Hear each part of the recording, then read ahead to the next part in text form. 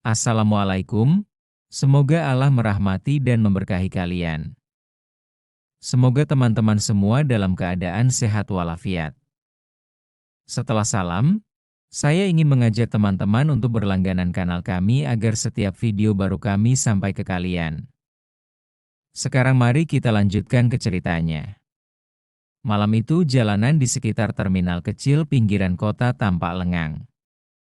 Lampu-lampu jalan hanya sebagian yang menyala, membuat suasana semakin redup. Seorang gadis muda, berusia sekitar 22 tahun, turun dari sebuah angkutan umum. Namanya Alia, wajahnya sederhana namun sorot matanya penuh percaya diri. Ia baru saja pulang dari tempat kerja sambilan di sebuah kafe, berjalan sendirian sambil membawa tas ransel kecil di punggungnya. Belum jauh dari terminal, dua pria berbaju preman dengan tubuh kekar menghampirinya. Dari cara bicara dan gerak-geriknya, jelas sekali keduanya adalah oknum polisi yang biasa bermain di wilayah itu. Mereka sering menakut-nakuti anak muda atau pekerja malam dengan alasan razia narkoba, padahal ujung-ujungnya hanya minta uang tebusan. Salah satu dari mereka, sebut saja Ibda Rudi, maju sambil menyalakan senter ke arah wajah Alia. "Berhenti kamu. Malam-malam jalan sendirian bawa tas gede, pasti ada barang terlarang, kan?" Bentaknya dengan nada mengintimidasi. Alia sempat terkejut, namun dia tetap tenang. Ia menatap pria itu dengan datar, tidak menunjukkan rasa takut. Ini cuma tas kerja. Isinya laptop dan buku. "Mau lihat silakan," jawabnya tenang, namun bukannya memeriksa dengan profesional. Rudi justru tertawa sini sambil melirik rekannya. "Ah, sudah biasa modus begitu. Kalau nggak mau kita bawa ke kantor, ya tahu sendirilah, keluarin uang jaminan. Minimal 2 juta, biar urusan cepat beres." Alia menghela napas.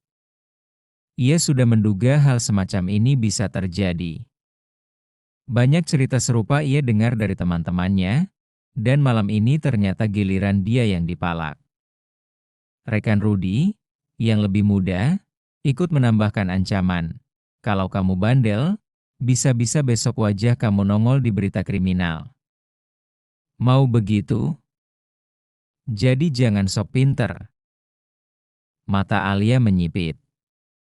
Batin kecilnya berkata, ini dia oknum yang selama ini seenaknya mempermainkan orang.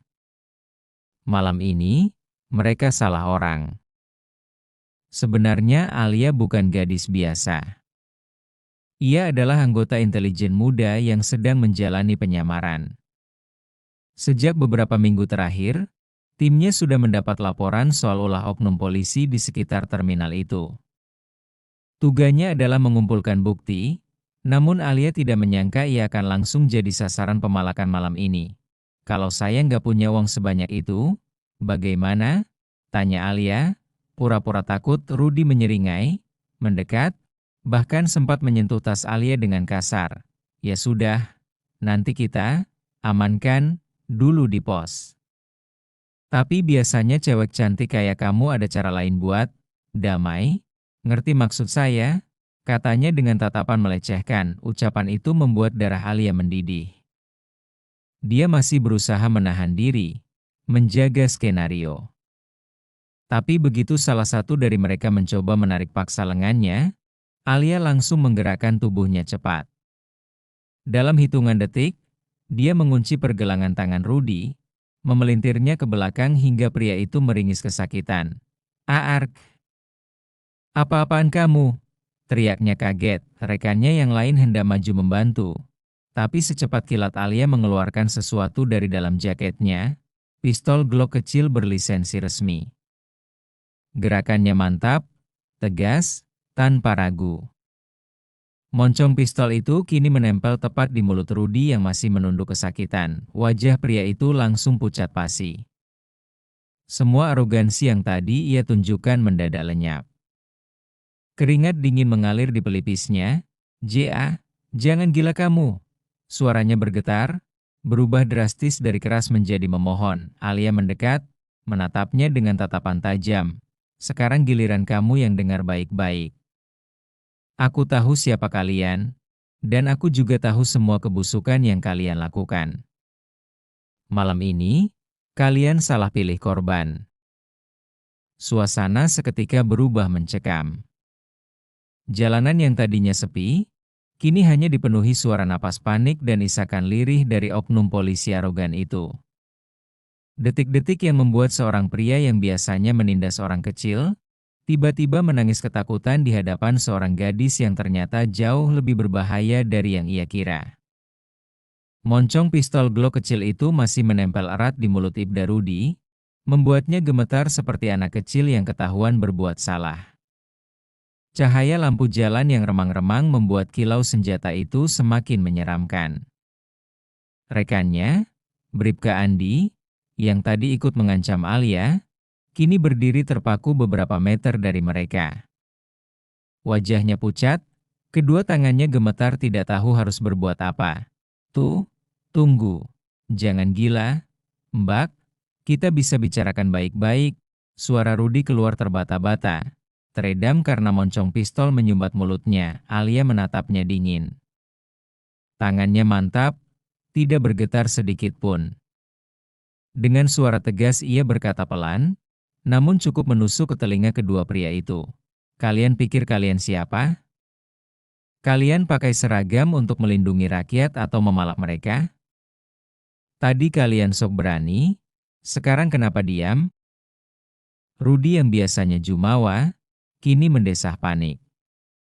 Matanya mulai berkaca-kaca. Tubuhnya yang besar tampak tak berdaya di hadapan seorang gadis yang seharusnya menurut logika, mudah ditindas. Sementara itu, Andi akhirnya memberanikan diri bersuara. Maaf Mbak, kami hanya bercanda. Gak serius kok, kami gak ada niat jahat. Ucapannya terdengar rapuh, jelas sekali ia sedang mencari jalan keluar dari mimpi buruk itu. Alia menyeringai tipis, lalu mendadak menendang kaki Rudi hingga ia terdorong jatuh tersungkur ke tanah. Pistol tetap terarah, kini sejajar dengan wajahnya yang kotor oleh debu jalan. Bercanda? Bentak Alia. Kamu kira meminta uang jutaan rupiah dan melecehkan perempuan itu bercanda? Jangan main-main dengan aku. Suasana semakin mencekam. Nafas Rudi terengah-engah, sementara Andi tak berani mendekat. Alia tahu, inilah momen untuk membalikan keadaan sepenuhnya. Ia mengeluarkan dompet kulit kecil dari saku dalam jaketnya, lalu melemparkan kartu identitas ke wajah Rudi. Kartu itu jatuh di tanah. Di bawah cahaya redup lampu jalan, jelas terlihat tulisan besar, Badan Intelijen Polri Satuan Khusus. Mata Rudi membelalak, Andi pun hampir terjatuh mundur saat melihatnya. Intel? Desis Andi lirih, wajahnya pucat pasi. Alia menunduk mendekat, suaranya berubah rendah namun penuh ancaman. Betul. Aku sudah pantau kalian berdua sejak lama. Laporan tentang kalian sudah masuk meja atas. Dan malam ini, kalian sendiri yang menyerahkan bukti dengan kelakuan bejat kalian. Rudi langsung menangis terseduh, tanpa malu. Suaranya parau, hampir memohon. Ampun Mbak, tolong, jangan laporkan kami. Kami cuma butuh uang. Kami salah, kami janji nggak akan ulangi lagi. Alia tidak bereaksi. Ia hanya menatapnya dingin, seolah sedang menilai apakah permohonan itu tulus atau sekadar kepanikan belaka. Sementara itu, Andi akhirnya berlutut sambil mengangkat tangan, tanda menyerah. Tolong, jangan hancurkan hidup kami. Saya ikut-ikutan saja. Mbak, tolong kasih kesempatan. Namun Alia tahu betul, kedua orang ini bukan korban keadaan. Mereka sudah berkali-kali melakukan pemalakan, menakut-nakuti rakyat kecil, bahkan melecehkan perempuan dengan dalih razia. Malam ini hanya satu dari sekian banyak aksi mereka. Alia menekan tombol kecil di jam tangannya. Dalam sekejap, terdengar suara statis dari alat komunikasi mini yang ia kenakan. Target teridentifikasi. Semua bukti cukup. Lanjutkan tahap berikut. Suara seorang pria dari markas terdengar jelas. Rudy dan Andi menoleh kaget. Mereka baru sadar, sejak tadi percakapan ini direkam langsung oleh tim Alia. Panik semakin menjadi-jadi. Tidak, tidak, tolong, kami punya keluarga. Anak saya masih kecil. Jangan buat kami masuk penjara, teriak Rudy sambil menangis keras. Alia mendekat, pistolnya masih siaga. Sekarang kalian tahu rasanya jadi orang kecil yang kalian tindas? Mereka juga punya keluarga. Mereka juga menangis setiap kali kalian ambil uang terakhir mereka. Apa kalian pernah peduli?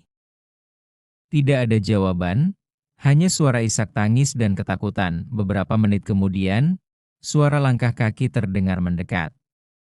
Dari kegelapan, muncul 3 pria berbadan tegap berpakaian sipil, namun jelas bukan orang sembarangan. Mereka adalah anggota tim khusus yang sejak awal mengawasi Alia dari jauh. Target sudah siap, bawa mereka. Perintah Alia singkat, Rudy dan Andi mencoba meronta. Namun kekuatan mereka tak sebanding. Dalam hitungan detik, kedua oknum arogan itu diborgol dan diseret menuju mobil hitam yang sudah menunggu. Sebelum mereka masuk, Alia sempat berbisik di telinga Rudy. Besok pagi, nama kalian akan jadi berita. Bukan karena menangkap penjahat, tapi karena kalian sendiri penjahat berseragam. Wajah Rudy semakin hancur. Air matanya tak terbendung. Andi pun hanya bisa menunduk dalam-dalam, menyesali arogansi yang kini berubah jadi malapetaka. Malam itu, di jalanan sepi, 2 polisi arogan akhirnya merasakan detik-detik terburuk dalam hidup mereka. Menangis ketakutan, ditodong di mulut, dan diseret oleh orang yang mereka kira hanya gadis lemah.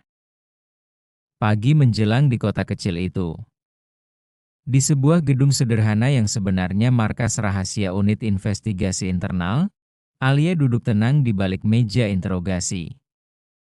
Wajahnya dingin, berbanding terbalik dengan 2 pria yang kini duduk di seberangnya, Ibda Rudy dan Bribka Andi. Keduanya masih mengenakan baju preman semalam, dengan tangan terborgol di atas meja. Rudy tampak lesu, matanya sembab akibat semalaman menangis. Andi sesekali menunduk, sesekali menghela napas panjang. Mereka berdua jelas sadar bahwa hidup mereka sudah di ujung tanduk. Seorang pria paruh baya berseragam rapi, Kompol Bima, masuk ke ruangan. Dialah pimpinan langsung Alia. Dengan wajah serius, ia meletakkan setumpuk berkas di meja. Semua laporan tentang kalian sudah ada di sini. Saksi, rekaman, bahkan bukti video semalam. Jadi jangan coba-coba berbohong. Andi buru-buru membuka suara, suaranya bergetar. Pak, saya mohon, saya hanya ikut-ikutan. Semua ide dari Rudy. Saya cuma bawahan yang disuruh.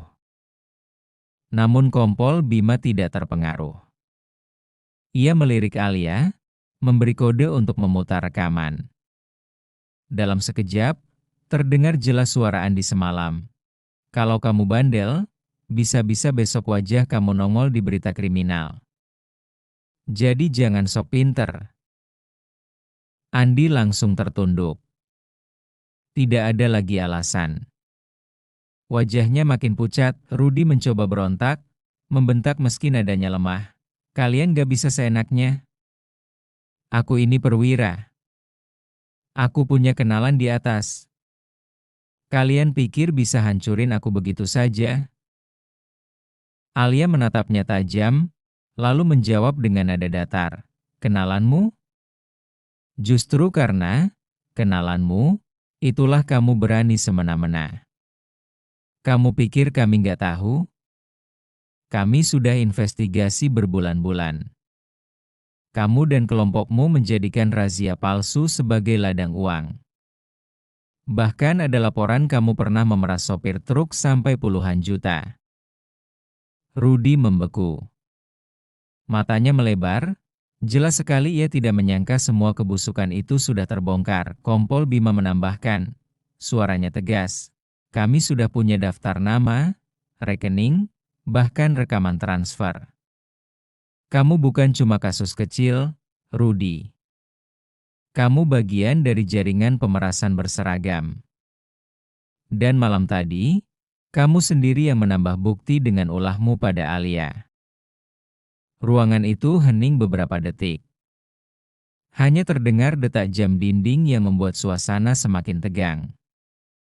Rudi mulai menangis lagi, kali ini lebih keras, seperti orang yang benar-benar kehilangan segalanya. Pak, saya mohon, kasih saya kesempatan sekali saja. Demi anak-anak saya. Isaknya, air mata bercucuran. Alia menunduk sebentar, lalu menjawab dingin. Anak-anakmu mungkin akan tumbuh besar tanpa ayah di rumah, tapi itu konsekuensi dari pilihanmu sendiri. Kau tidak pernah peduli pada anak-anak orang lain yang menangis ketika bapaknya diperas olehmu. Sekarang kau rasakan sendiri akibatnya. Andi ikut terisak. Saya benar-benar menyesal. Pak, saya akan buka semua nama. Semua yang terlibat, asal jangan penjarakan saya lama-lama. Kompol Bima menatapnya lama, lalu mengangguk kecil. Itu pilihan bagus. Kalau kamu mau jadi justice kolaborator, kamu mungkin bisa dapat keringanan. Tapi ingat, sekali saja kau bohong, hukumannya akan lebih berat. Alia berdiri, berjalan pelan mengelilingi meja. Ia berhenti tepat di belakang Rudi, lalu berbisik di telinganya. Dulu kau yang todongkan pistol ke orang-orang tak berdaya. Sekarang rasakan sendiri rasanya ditodong dan tak punya kuasa. Bedanya, aku masih kasih kau kesempatan bicara. Mereka yang kau tindas, tak pernah dapat kesempatan. Rudi hanya bisa terisak, tubuhnya gemetar. Arogansinya benar-benar hilang. Beberapa jam kemudian, berita besar mulai tersebar. Media lokal hingga nasional menyiarkan kabar. Oknum polisi terlibat pemerasan ditangkap intelijen Polri, wajah Rudi dan Andi terpampang jelas, membuat heboh masyarakat. Di terminal tempat kejadian semalam, warga berkumpul sambil saling membicarakan berita itu. Banyak yang lega, bahkan ada yang bersorak gembira. Alhamdulillah, akhirnya keadilan turun juga. Orang-orang ini sudah lama meresahkan, kata seorang sopir angkot. Namun di sisi lain, beberapa polisi bersih yang selama ini resah dengan ulah oknum merasa lega sekaligus malu. Nama baik institusi mereka tercoreng, tapi setidaknya ada bukti bahwa hukum masih bisa bekerja untuk menindak yang menyimpang. Alia menonton berita itu dari markas, sambil menyesap kopi hangat.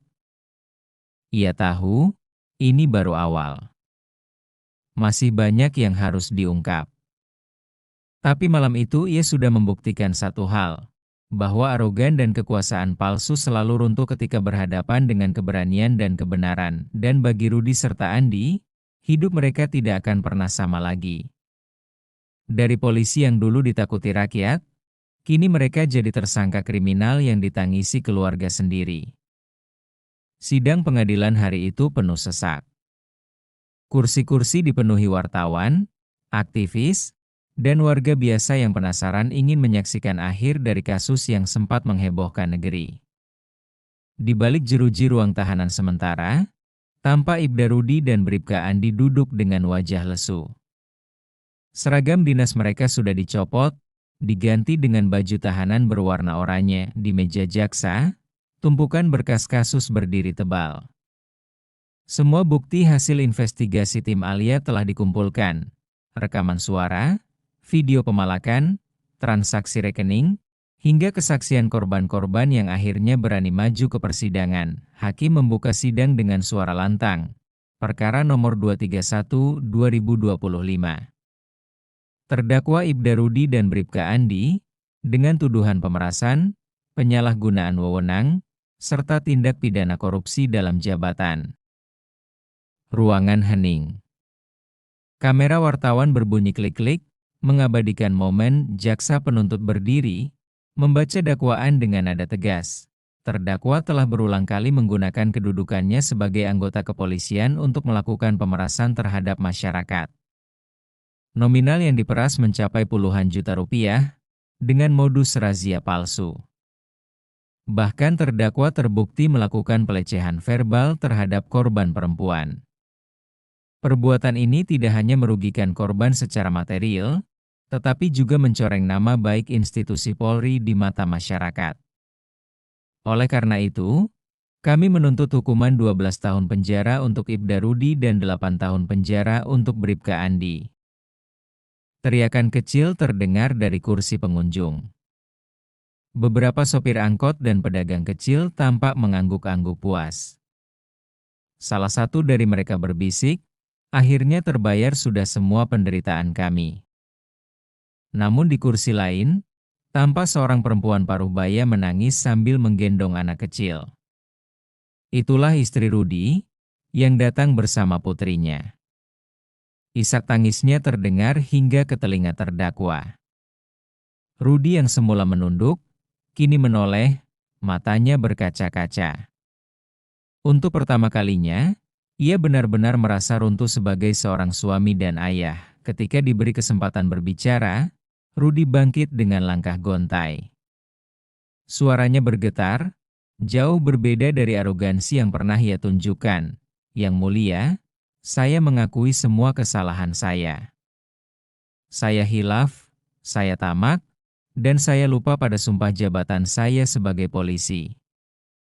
Saya mohon keringanan demi keluarga saya. Tapi jika hukuman berat itu memang pantas untuk saya siap menanggungnya. Tangisan istrinya makin keras. Suasana ruang sidang terasa pilu. Hakim mengetuk palu 3 kali setelah bermusyawarah. Setelah mempertimbangkan semua bukti dan keterangan, pengadilan memutuskan terdakwa Ibda Rudi dihukum 11 tahun penjara dan pencabutan hak menjadi anggota kepolisian. Terdakwa Bribka Andi dihukum 7 tahun penjara dengan status yang sama. Sidang selesai. Ruangan riuh. Beberapa korban bersorak lega, sementara keluarga terdakwa menangis pilu. Rudi jatuh terduduk, wajahnya penuh air mata. Andi hanya menutup muka dengan kedua tangannya. Dua orang yang dulu berjalan dengan dada tegak penuh arogansi, kini berakhir terkapar secara hukum. Penutup misi Alia di luar pengadilan, Alia berdiri diam sambil memperhatikan kerumunan. Wajahnya tidak menunjukkan emosi berlebihan, hanya sebuah senyum tipis tanda misi telah selesai. Di sampingnya, Kompol Bima menepuk pundaknya. Kerja bagus. Satu demi satu kita bersihkan. Ingat, perjuangan ini belum selesai. Masih ada banyak Rudi-Rudi lain di luar sana. Alia mengangguk pelan. Ia tahu betul, pekerjaannya tidak akan pernah benar-benar usai. Namun setiap langkah kecil seperti ini berarti besar bagi keadilan. Saat hendak pergi, seorang sopir truk tua menghampirinya. Wajahnya penuh haru. Terima kasih, Nak. Gara-gara orang itu saya dulu hampir bangkrut. Tapi sekarang, hati saya lega. Alia hanya tersenyum ramah, lalu menjabat tangannya. Bapak dan semua orang kecil seperti Bapaklah yang membuat saya berdiri di sini. Keadilan ada karena kalian berani bersuara. Langkah Alia perlahan menjauh dari gedung pengadilan. Angin siang itu bertiup tenang, seakan memberi tanda bahwa satu babak kelam telah ditutup. Epilog kabar penangkapan dan vonis terhadap 2 polisi arogan itu menjadi trending nasional. Banyak masyarakat merasa puas, meski ada juga yang miris melihat kehancuran keluarga para terdakwa. Namun satu hal pasti, peristiwa itu jadi peringatan keras bagi siapapun yang berani menyalahgunakan kekuasaan. Bagi Alia, malam ketika ia menodongkan pistol ke mulut seorang polisi arogan bukan sekadar adegan menegangkan. Itu adalah simbol bahwa kebenaran bisa datang dari siapa saja, bahkan dari seorang gadis yang dianggap lemah. Dan di balik air mata seorang polisi arogan yang dulu ditakuti, tersimpan pesan penting. Arogan mungkin bisa membuatmu berkuasa sementara, tapi cepat atau lambat, kebenaran akan membuatmu berlutut dan menangis.